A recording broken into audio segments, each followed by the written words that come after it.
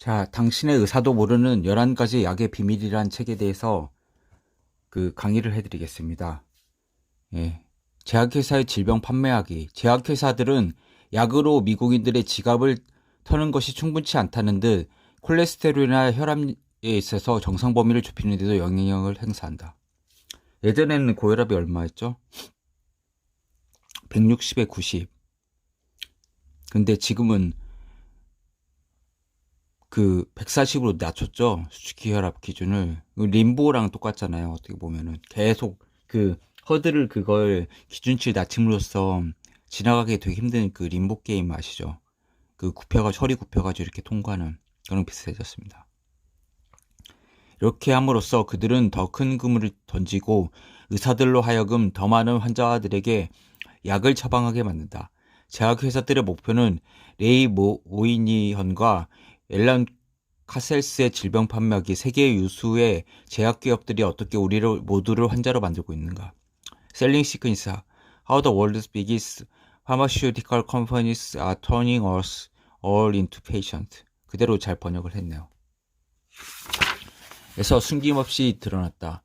세계에서 가장 큰 제약회사 중 하나인 머크의 가장 근본적인 전략은 30여 년 전 당시 회사의 대표였던 헨리 겟선이 호춘지와 한 인터뷰에서 그 윤곽을 찾아볼 수 있다.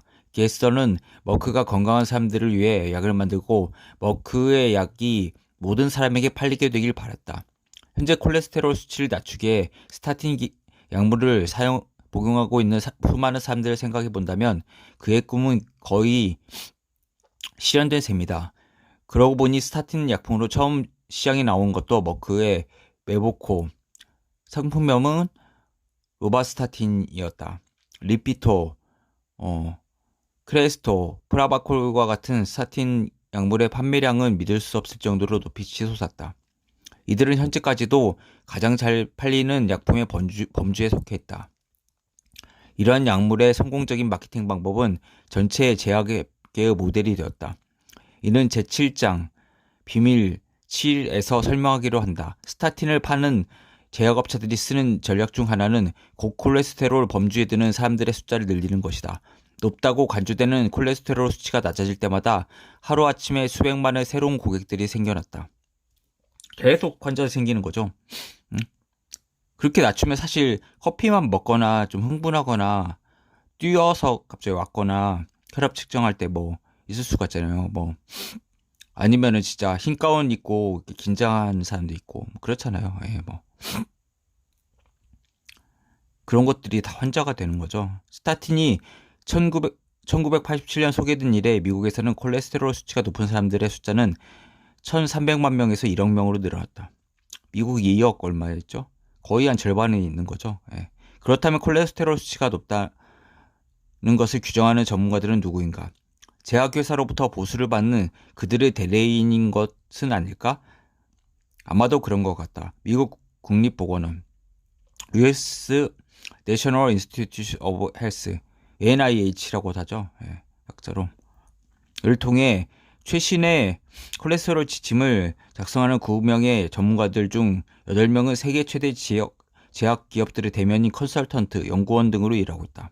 대부분 전문가들은 최소한 4개 회사로부터 돈을 받고 있었고 한 전문가는 10개 회사로부터 돈을 받았었다. 옥시코돈은 앞편과 같이 중독을 팔다라는 제목이 있네요. 대단히 중독이 잘 되는 강력한 합성 진통제로 페르코세트, 콤부녹스, 록시코돈, 옥시콘틴과 같은 독점적인 이름을 가지거나 일반명을 가진 대체품 형태로 시판된다. 이 중에서 가장 악명이 높은 것이 옥시콘틴. 이름은 옥시코돈 컨티뉴어스의 단축형이다.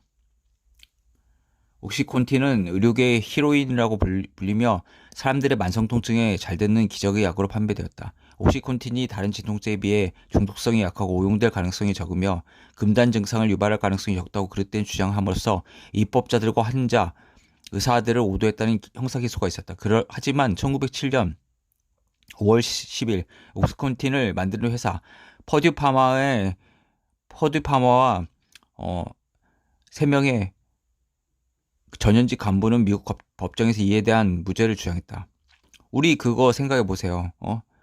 옥시 회사가 막 그 죽는 거 했잖아요. 그 성분을 잃어버렸네. 가습기 살균제. 그래놓고 이렇게 막 시침이 떼고 지금 기소되는데 죽은 게 지금 뭐 언젠데 지금 하는 거 자체가 웃기잖아요. 시간 끌어가지고 그런 식으로 하잖아요. 보면 다 걸렸잖아요. 외경이라든지 뭐 신세계도 걸렸고, SK도 SK 케미칼도 있고 그렇잖아요. 얘네들은 다 똑같다고요. 그것들이. 퍼듀 파마의 모회사인 퍼듀 프레드릭과 3명의 최고 간부들은 약물에 적합치 못한 이름을 붙인 데 대한 민형사상 고소를 해결하기 위해 6억 3,400만 달러 벌금 등의 처벌을 받아들였다. 이는 이러한 유형의 사건에서 제약회사가 지불한 사상 최고 액수였다. 그러나 1995년 론칭되었고 2004년 일반병으로 판매되기 전까지 옥시콘틴의 연간 매출은 약 20억 달러에 달했다. 따라서 6억 3,400만 달러가 큰 액수의 벌금이긴 하지만 제약회사에서 이윤에 비할 바는 되지 못한다. 예. 세발의 피가 된 거죠, 거의. 예. 알겠습니다.